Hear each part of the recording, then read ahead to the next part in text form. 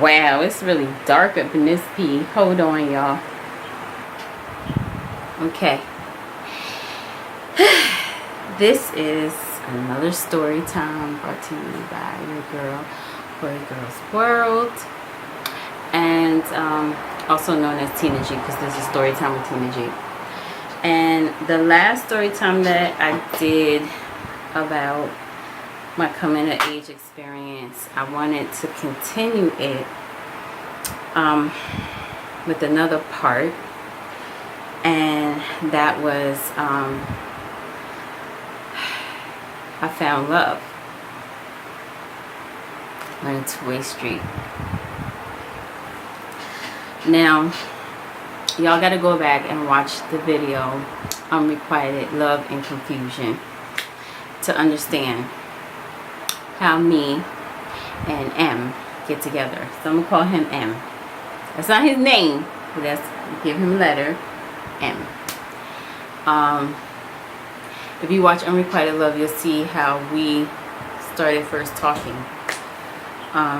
He was the one that told me about my ex-boyfriend cheating on me, and not cheating on me, but like he was like scandalizing my name at the dairy barn.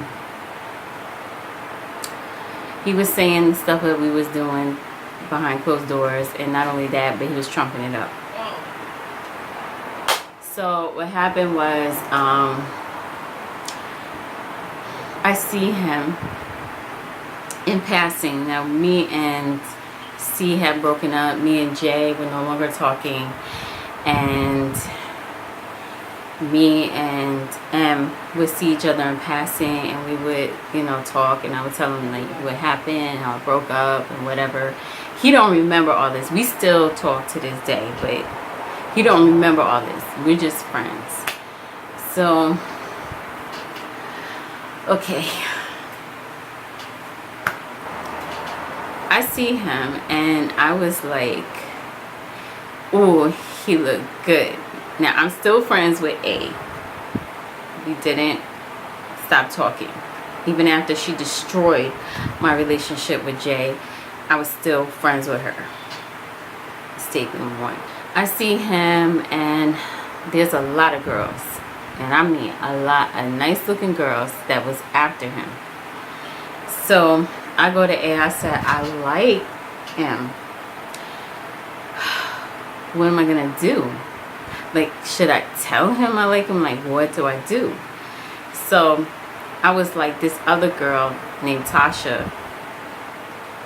Oh, scaby hoe. Okay. I was like, she liked him. So A was like, girl, in. So I was like, yeah, she liked him, and you know, she looked good or whatever. She looked at me and she was like, you think that Tasha looked better than you? And I was like, I don't know. She was like, no, she doesn't. And she said, you need to tell him how you feel, and you need to get with him. So I was like, okay. So he was riding by my house, and I stopped him and I started talking to him, and I told him, I said, I like you and I think you're cute, and you know, I was like, but I understand if you're involved with somebody. So he said, no, I'm not. So I was like, so he started telling me about his ex, Lisa. And I was like, you know, he still talked to his ex, like, whoa. But then, you know, he was saying, you know, we're not together. I don't want to be with her and all this other stuff. So I was like, okay. And we get together. And he starts coming by my house on a regular. And we start exchanging phone numbers, and we started talking, and it was like the best thing since sliced bread was invented. And I fell for him. Like, I was in love. And It seemed like he was too. And we called each other every day. If I didn't call him, he called me. If he didn't call me, I called him. And he would come by every day. And then he started coming by, and so did his friends. And his friend R started liking me. And I told R he needs to. First of all, I told M, I was like, excuse me, but your friend keep coming by my house like every day. And he was like, he's coming by here. What he coming by here for? And I was like, I don't know, but he is coming by here. And I was like, it seemed like he trying to, like, he's sweating me. Like, as we used to say back in the day, he all on my tip. So I was like, you need to talk to him. So then he came by one day and he noticed that R was there. And he was like, yo, M, he was like, what you getting upset for? I'm just coming by to say hello and all this other stuff. And you know, M confronted him and was like, you shouldn't be coming by here like this. And he was like, chill out. He was like, we just friends or whatever. So one day R came by when M was not there. And I was like, well, he's getting ready to come, because I called him. And I told R, he just, well, first of all, he came to me up front. He was like, yo, I think you're cute. And he was like, yo, I want us to, how do we, something about hitting skins. I want to hit those skins or whatever he said to me. And I was like, no. Because I want to, I said his name. Ooh, the magic of editing. I got to go in here and edit it now. I said no, because I want to be with M. So then R eventually backed off because I told him no. And then me and M just kept getting closer and closer and tighter. And then here comes A. Now if y'all watch Unrequited Love and Confusion, you understand who A is and how she caused all of my relationships to go in the drain. Okay, so here she come, and she couldn't get with him because he didn't want her. So then she's like, oh, he's effing ugly, oh, look at him, he's this, he's that. And I'm like, oh my gosh, here is a recap of all of my relationships. So then he starts getting mad and he started cursing her out. And I was like, oh my gosh. So he pulled me to the side and he was like, I can't effing take this. He was like, she gotta go. He said, it's either her or me. So I said, okay, babe, she have to go. Because if y'all see Unrequited Love and Confusion, like, I waited on being with this J guy for like 2 years. He finally started coming by my house, and she destroyed that by doing the same thing, calling him ugly and harassing him and cursing him out and all this other stuff. Like, yo. So then that took me no time to break that down. I stopped talking to her. And then she was like, why is she not talking to me? Why you not talking to me? I looked at her and I turned my head like, like I didn't even know her. And I did that for a good full year until me and M was like straight. Now, we had our ups and downs. Like, we had our challenges because, you know, my ex was totally, all the guys that I had like were totally out of the picture. But for him, because he was a good looking guy and he boxed on top of that, so he had muscles. Like, so yo, you know, them girls was like, yeah. So okay, I boot blocked it, Tasha. Whew. So then Lisa was talking about, she was calling him. I was like, oh no, you are not going over there. So then I find out he had a medallion. He had one of those African medallions. So I was like, well, I think that medallion should be mine. Oh, but this chick named Joy had it. I said, oh, I boot blocked at her. I was like, you better get that medallion from her. So I stood right there. And she was going to church. See, I was a heathen and I was going to church. So it was like, I think it was either a Saturday or a Sunday. I think it was a Sunday because she was there at the church and I was like, you better get the medallion from her. So he went down there and he said, I need a medallion. And she tried to talk to him and I was standing there like, what you going to do? You ain't going to take him. He my man now. So she gave him the medallion. He came back and he gave it to me. So I was like, yes. So he like really got rid of like all of his exes, except for that Lisa girl. Now she kept calling, but he will always tell me when she would call. And if a guy that I knew that liked me would call, I would tell him. And we communicated that way. And we stayed together for like a long time. Like, I tormented him though. I did. I would torment him with my music. I tormented him with my movies and stuff like that. But he still kept coming around. And we just kept getting closer and we took it to another level. And I just gotta say, he hit those skins, and yes, he hit those skins right.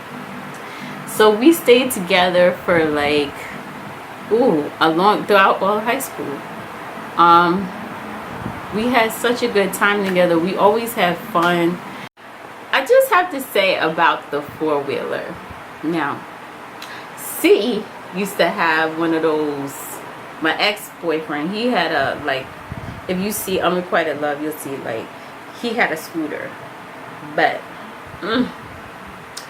my man, at that time, had a four-wheeler. And it was illegal. But he was so daring. He would, like, take it to the park by my house. And one time, he had me tearing up them trailers with the four-wheeler. And he grabbed my waist and he was holding on to my waist. And I was like, oh, yeah. But we did nothing. Like, he never, like, he never was, like, touchy-feely with me. He was always, like, respectful. Especially when we're going out, we were doing things. I had to say that. He was very respectful. He just, like, held me by my waist, and I was like, whew. And then I was, like, tearing up them trails with no helmet, yo. We was dangerous, yo. He took the four-wheeler, and he was, like, wheeling it out. So our friend, Peanut or whatever, saw us. And he was like, oh, he's like, I see you got a little grass on your shirt. Ooh, y'all was getting it on in the trails. But we really wasn't. He was just letting me, like, ride the four-wheeler. Like, I'm telling you, like, we really had a good time. The only thing is, like, I would make, like, I was a vegetarian. So I would make stuff like crepes and stuff. I was a vegetarian who ate fish and eggs. Eventually I stopped with the fish, but I was still eating, like, you know, meat byproducts. So I would make these crepes. But eventually I stopped even with the eggs, because then I made the pancake without the egg or whatever. And I was making him eat my crepes. It was killing him. But he still loved me. Even with the bad crepes and the vegetarian meals and stuff like that. Because I had to cook for him. And he was like, yo, where my burger at? I'm like, babe. I didn't call him babe. I was like, boo, I'm sorry. Because, you know, his nickname was Boo. So I was like, boo, I'm so sorry. I was like, I don't eat that anymore. And he's like, oh my God. You don't even eat meat, you know. So just watch Unrequited Love. Watch They Thought She Was Me to find out how the relationship ended, but yeah. So yeah, I had upgraded. I had a good time. It wasn't a perfect relationship, but I enjoyed being with him. And we would like give each other gifts, like anything I wanted. I had to say this about him. Anything I wanted, he would give it to me. Like I said, like for Christmas, I wanted like one of those thick rope gold chains, and he bought me that. He gave me, because I wanted a crystal, gave me a crystal. He gave me this nice like sweatshirt and it said New York on it. Whatever I wanted, like flowers for Valentine's Day, every time. For my birthday, he would give me gifts, and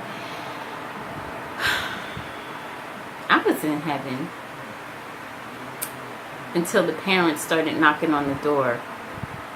Messed up our relationship, but sort of, kind of. I mean, we had our problems, but we always had fun, and we were in love. Like, that's the only thing I could say. Like, we went on our first movie date, and we saw Total Recall. We went to go see Total Recall, and we went to the movie theater, and he was like holding my hand, and it was good. Like, it was good. It was good until my 12th year. And if y'all see, they thought she was me, then you know what happened, like how our relationship ended. But I just had to say, it was a good feeling to be in love with somebody that loved me back for me. I could be my crazy self. I could watch Clockwork Orange. I could watch I could sing Nina Cherry and dance to it. And even though he's like, oh my God, he still loved me for me. And it felt good to be loved by somebody that loved me for me.